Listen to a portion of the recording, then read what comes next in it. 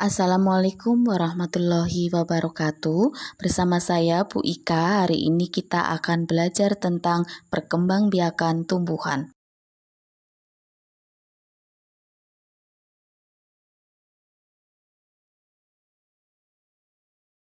Perhatikan gambar ini. Hewan dan manusia memperoleh manfaat dari tumbuhan. Manfaat tumbuhan bagi manusia antara lain sumber energi bagi manusia, sumber vitamin untuk menjaga kesehatan tubuh, sumber oksigen untuk bernapas, dan lain-lain. Manfaat tumbuhan bagi hewan yaitu sebagai sumber energi bagi hewan. Tumbuhan merupakan sumber bagi kehidupan manusia dan hewan.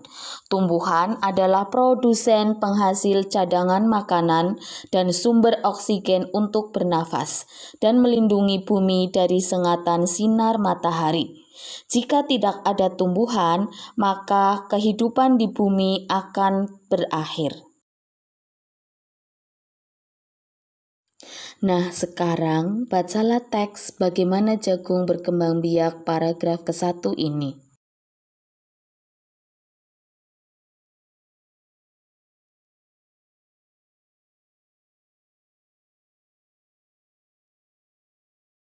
Bacalah teks paragraf kedua ini.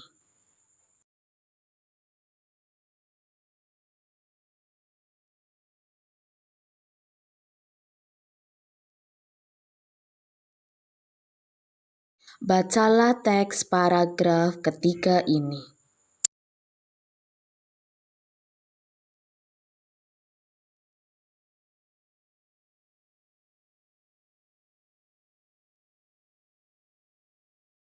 Bacalah teks paragraf keempat dan kelima ini.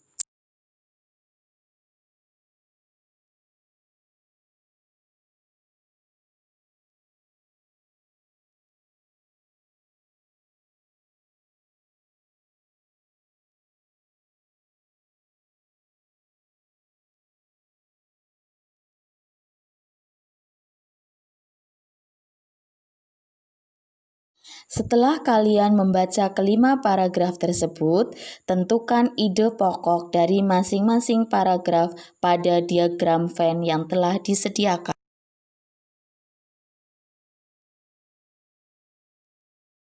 Amati gambar berikut. Perkembangbiakan generatif atau secara kawin dilakukan melalui proses penyerbukan dan pembuahan. Penyerbukan yaitu melekatnya atau jatuhnya serbuk sari ke kepala putik. Setelah terjadi penyerbukan, maka di dalam ruang bakal biji terjadi pembuahan. Hasil dari pembuahan adalah sigot yang akan berkembang menjadi lembaga.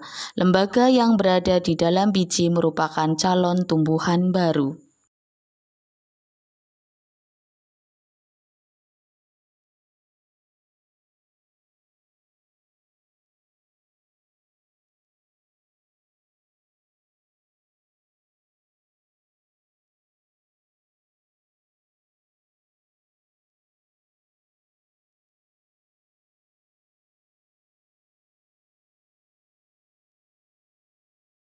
Bunga memiliki arti penting bagi sebuah negara.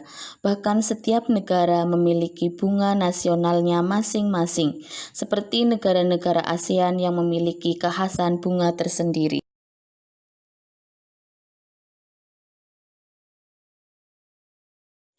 Brunei Darussalam memiliki bunga nasional yang diberi nama bunga simpor.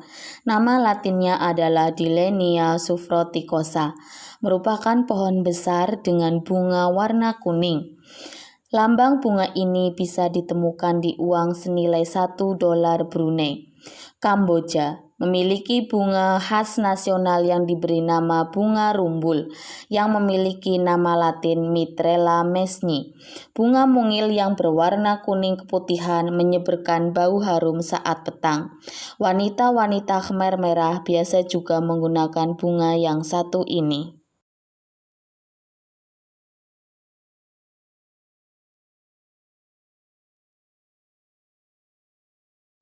Indonesia memiliki 3 bunga nasional, yaitu bunga anggrek bulan, bunga melati, dan bunga rafflesia. Bunga anggrek bulan biasa disebut sebagai bunga pesona. Bunga melati biasa disebut sebagai bunga bangsa, dan bunga rafflesia biasa disebut sebagai bunga langka. Dor campa, begitulah nama bunga Kamboja biasa disebut di Laos. Bunga ini menjadi lambang ketulusan dan kebahagiaan hidup.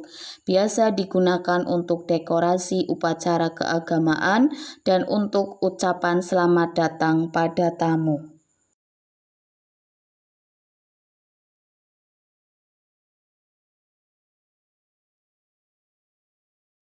Filipina memilih bunga melati yang biasa disebut Sampaquita Yasmin atau dalam bahasa Latin disebut Arabian Yasmin sebagai bunga nasionalnya. Bunga ini melambangkan lambang kesucian, kesederhanaan, kemanusiaan sekaligus kekuasaan.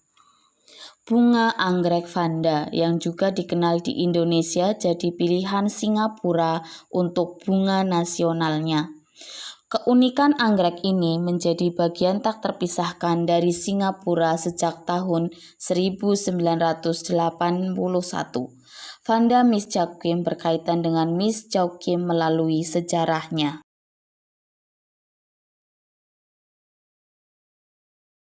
5 helai bunga membentuk bunga raya atau biasa disebut bunga sepati di Indonesia. Hibiscus rosa sinensis inilah bunga nasional negara Malaysia sejak tahun 1960.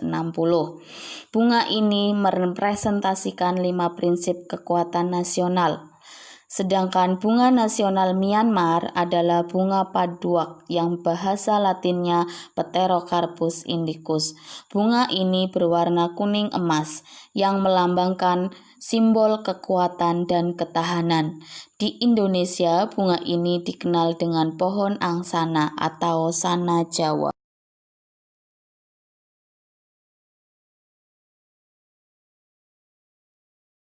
Thailand memiliki bunga Cassia Fistula-Lina sebagai bunga nasionalnya.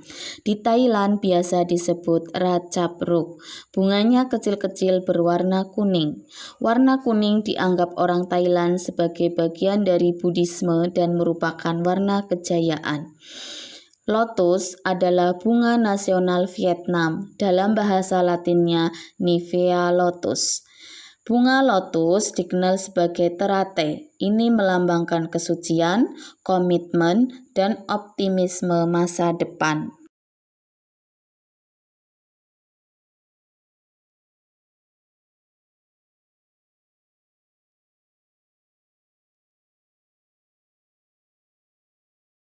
ASEAN adalah organisasi yang dibentuk dan beranggotakan negara-negara yang berada di kawasan Asia Tenggara. ASEAN pertama kali didirikan oleh perwakilan dari 5 negara, yaitu Indonesia, Thailand, Malaysia, Singapura, dan Filipina. Dari kelima negara tersebut bertambah lagi menjadi 11 negara, yaitu Brunei Darussalam, Vietnam, Laos, Myanmar, Kamboja, dan Timor Leste.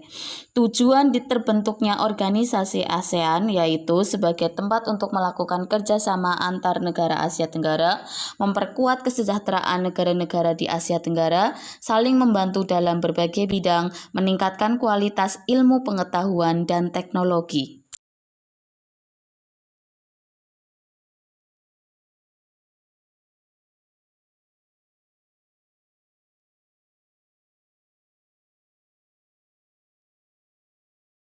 Demikian belajar kita hari ini. Kita tutup dengan doa dan mudah-mudahan bermanfaat. Sampai jumpa di lain kesempatan. Terima kasih. Wassalamualaikum warahmatullahi wabarakatuh.